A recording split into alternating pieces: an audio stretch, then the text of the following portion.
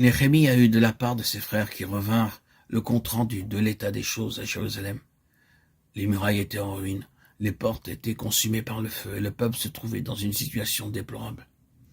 Il reçut la nouvelle, il connaissait tout au sujet du besoin, mais il était totalement incapable de faire quoi que ce soit. Seul Dieu pouvait le faire.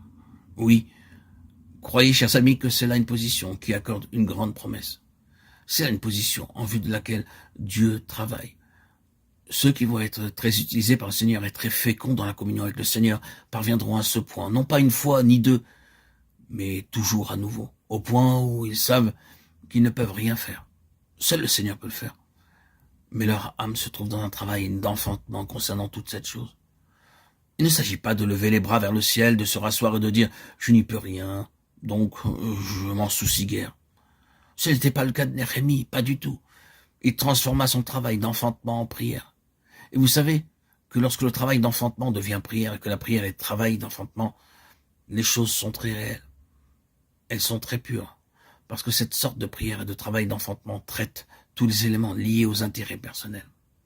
Combien souvent il y a des éléments d'ambition dans notre désir de faire quelque chose. Un désir que nous entrions dans l'œuvre, que nous entrions en ligne de compte, que nous jouissions de la satisfaction de faire quelque chose, que nous soyons en vue d'une certaine manière. Et quand le Seigneur nous traite de cette façon et que toute l'agonie se change en prière, alors dans cette prière, tous ces éléments du moi sont traités très complètement et s'en vont. Le fait même que c'est une prière dans un travail d'enfantement quand rien d'autre ne peut être fait prouve qu'il n'y a aucun intérêt personnel en ceci. Notre action de prier est un travail d'enfantement. Ce n'est pas une demande de quelque chose pour nous-mêmes. C'est l'agonie pour ce qui est de Dieu. Bientôt, Néhémie sera accusé d'avoir des intérêts personnels. Ses ennemis diront qu'il désire s'établir comme roi et qu'il nomme des prophètes pour le prôner. Quel assaut subtil du diable d'amener une accusation sur l'homme en vue de le terrasser.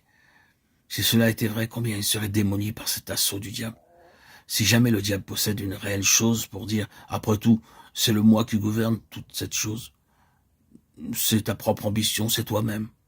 S'il a une chose pour dire cela, nous pouvons bien être terrassés et détruits.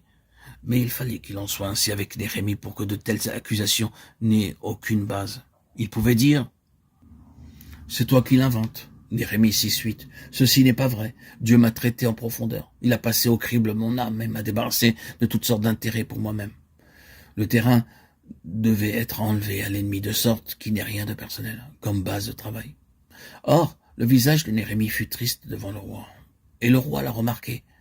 Mais son visage n'exprimait pas de la pitié pour lui-même ou une frustration personnelle. Il exprimait de l'affliction concernant les conditions spirituelles. Le Seigneur sait comment sont les choses à l'heure actuelle. Le Seigneur voit combien elles sont différentes de ce qu'il avait en vue. Il sait tout à ce sujet.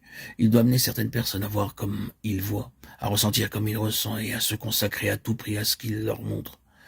Cette parole d'introduction est le défi. Nous pouvons poursuivre avec l'ouvrage ou la guerre jusqu'à ce que nous soyons comme ceci, réellement comme ceci, des gens selon le type de Néhémie. Que le Seigneur nous rende ainsi.